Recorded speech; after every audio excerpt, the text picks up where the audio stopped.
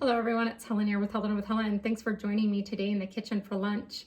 I just wanted to share with you guys what I am making today for lunch because this is a really quick and easy go-to recipe, and it's also really healthy, and it's good for acid reflux sufferers. And so I wanted to share with you guys the sauce that I'm going to use today on the noodles. You're gonna have to play around with though, because some things that work for some acid reflux sufferers don't work for others. And I've learned this firsthand. And so I always like to tell people to keep a journal if you're an acid reflux sufferer.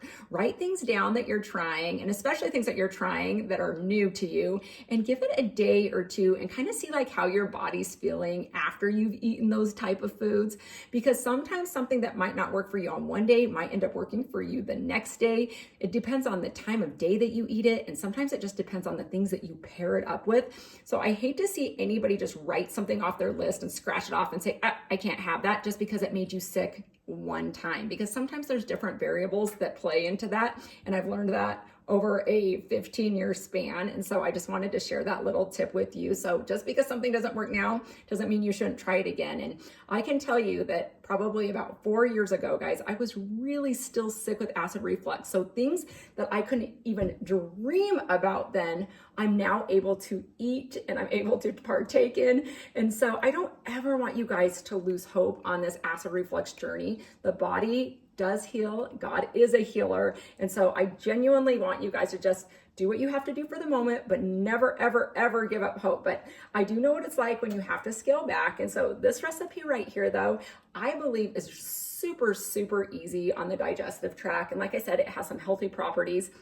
But you're gonna have to play with the sauce a little bit, because there was a time when this sauce would have maybe given me just a little bit of reflux, and it doesn't anymore. So I wanted to tell you guys that in advance. But what I'm doing today is I'm boiling up some noodles. I'm just boiling up a half a box of noodles. Guys, it does not matter what kind of noodles you want to use. So if you want to use fettuccine noodles, use fettuccine noodles. If you want to use macaroni noodles, great. If you want to use whole wheat noodles, perfect. Today, I decided to go with this little fatty noodle right here because it was short and stubby and just looked delicious to me. So I was just like, why not?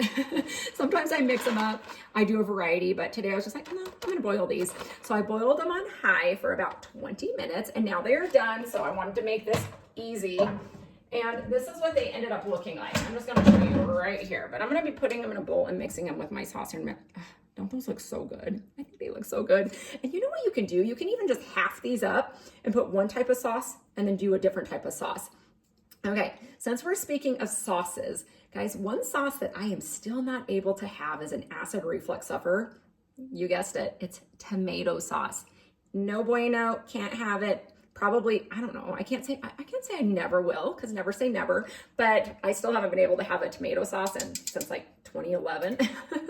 Anything with tomato sauce. I can't have pizza with tomato sauce. I can't have spaghetti, lasagna. It's a sad thing, but guess what? I do pretty good with white sauces as long as they're prepared right. And I can also do good with a basil pesto sauce. And so that's what we're going to use today. So let me grab my bowl, and then we're going to kind of mix it in. Where did I put it? Oh, it's right here. I moved some stuff around because the lighting is still horrible in my kitchen. One of these days I will invest in one of those lights that everybody uses that helps give you better camera quality, but you know. So while I was boiling my noodles though for the last 20 minutes, I pulled out a pound of cooked shrimp that I got at the store. Some people like to do frozen shrimp. Some like to do raw shrimp and then cook it. For me, I like to just buy the cooked shrimp, like just get the fresh cooked shrimp, cut off the tails, and then you can put it in a pan with a little bit of olive oil right there on the stove, or you can put it in the oven and bake it. And that's what I'm doing right now. I'm baking it for about 20 minutes. And what I did was I sprayed my shrimp after I cut off the tails. I sprayed my baking dish with this Chosen 100% pure avocado oil spray. And then I just sprayed the top of the shrimp with it as well. This stuff is so good. I cook everything with this. Honestly, it's so good. I just started using it over the last couple months, and I'm like, I've been missing out. And then after I sprayed it on my shrimp, I just added a little bit of onion powder, garlic powder, a little bit of sprinkled basil, and then just like a little tiny bit of sea salt, just like a little of sea salt. if you are not an acid reflux sufferer, you could go crazy here. You guys could be adding paprika, some Cajun spices, whatever you like to like prep that shrimp, and it would be so good. But if you are an acid reflux sufferer, you're gonna probably wanna keep it safe. And I know that there was a time where I couldn't do onion powder, garlic powder, garlic salt. I would just have to do sea salt and call it a day. So I don't know where you're at on your journey with acid reflux, but today we're gonna do a little onion powder, a little bit of garlic powder, and a little bit of basil, but we're not gonna be doing paprika or Cajun seasoning. And so that's been in the oven now for about 20 minutes at 350. So now I'm going to turn it off, and about 10 minutes in, you're just gonna wanna give it a little stir. Now this just depends how cooked you like your shrimp. I like mine cooked, guys. I like everything cooked, maybe even a little overcooked. Some people don't like that at all, but for me, I like it 20 minutes. That's plenty, and it's delicious. And then that way, for me, I'm like, I mean, it's already pre-cooked, so I didn't even have to cook it. I was gonna say, but it feels done. And so, okay, so my noodles are in my bowl now, and I am going to, hold on here. I wanted to pick a sauce. So you've got your, today I've got the Simple Truth organic basil sauce right there. Or I got this at Whole Foods. It's a pesto Alfredo sauce. And I was going back and forth with what I was kind of craving, because I'm like, what sauce am I craving the most? I could divide those noodles and I could give one this and I could give the other this, as I said. But I think today I'm just going to stick with this basil pesto one. And then the next time I might do the pesto Alfredo. It looks really good though.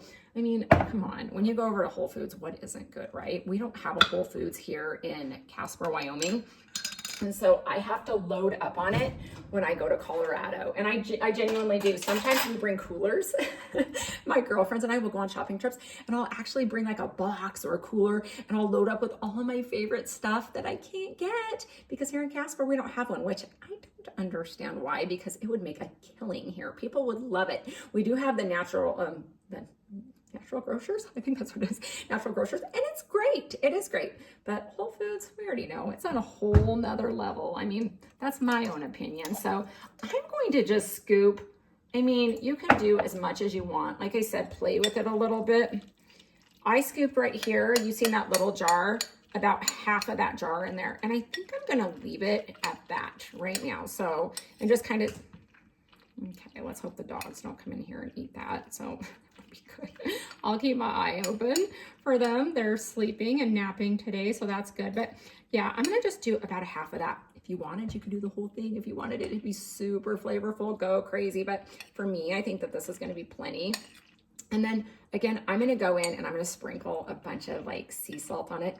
Guys, if you can't tell, I love salt. I was talking to a doctor the other day, just a friend doctor, and he was just like, Helen, if you're gonna do salt, you need to be doing the sea salt. And I mean, I've heard that. I get that. I mean, there's definitely benefits to sea salt over just plain old table salt. But guys, I'm not picky when it comes to salt. If there is not sea salt around, I'm gonna have no problem taking out a bottle of salt. Okay, I don't discriminate. I know it's probably not the healthiest thing in the world, but I like flavor. I like salt. It's got to be there. And so right here, this is what the noodles look like. I'm just going to show you. See, look how delicious that looks and how easy that was, right? So I'm just going to come in with a couple good things and give it a stir up. Okay, here we go. That's plenty. Add salt, don't add salt. I'm sure it's flavorful without it. I just like it. Okay, while my noodles were boiling, and my chicken and my shrimp was baking, I was cutting up a vegetable. I always like to have a cucumber when I am having shrimp. I love cucumbers. I'm slightly addicted to cucumbers as well. But if you're an acid reflux sufferer, I've talked about this in the past, you're going to want to cut around the cucumber. So you'll shred it or peel it, and then you're going to want to cut around it and get rid of the seeds. You're not going to want to have the seeds because for whatever reason, they're not good for people who have acid reflux, and they're hard on the stomach if you have gastroparesis. And I had a dietitian tell me that for years, and they were spot on. For whatever reason, you don't digest seeds very well. So this goes for anything that has a seed, vegetable or fruit. You're gonna wanna go around the seeds because otherwise it's gonna cause you some discomfort, trust me. And so for me, it doesn't take long at all, you guys. Just get into the habit of it. I just peel it up, just cut around it, and then I don't waste the cucumber though. So I wanted to show you. I don't waste it. I love cucumber. And so I just make my husband a salad. So right here, I just gave him the remaining cucumber and I cut up some tomatoes and red bell peppers and yellow bell peppers and some cheese. And he gets to have all the yummy, delicious stuff that I don't get to have because it does cause me to have acid reflux. And so if I am picking a vegetable that I can have, it is the cucumber. I can also do cooked carrot. And I can do a little tiny bit of cooked onion now, but you guys, there was a 10-year period where I couldn't do any onion. That's how bad my reflux was. So I can do a little bit of that, and I can kind of play a little bit. Maybe, just maybe, if there's a little red bell pepper in something, I can have a couple bites of it, but you don't want to go crazy. And so I made him that, and now I'm going to pull the shrimp out, and I'm just going to show you guys what it looks like. So we have our noodles, we have our cucumber, and here is our shrimp, and it is done. 20 minutes, you guys, look at that. How good does that look? Like I said, I just sprayed the dish with the avocado spray, sprayed the shrimp up, seasoned it with whatever seasonings you like. As an acid reflux sufferer, you're gonna wanna not go crazy. And then now I'm just gonna let this cool, and I'm going to have my basil noodles with some cucumber and my shrimp. So that's what's for lunch. And if you guys are craving it, you should definitely try it because I was able to do all of that under 30 minutes. All right. Have a great day, everyone. Bye.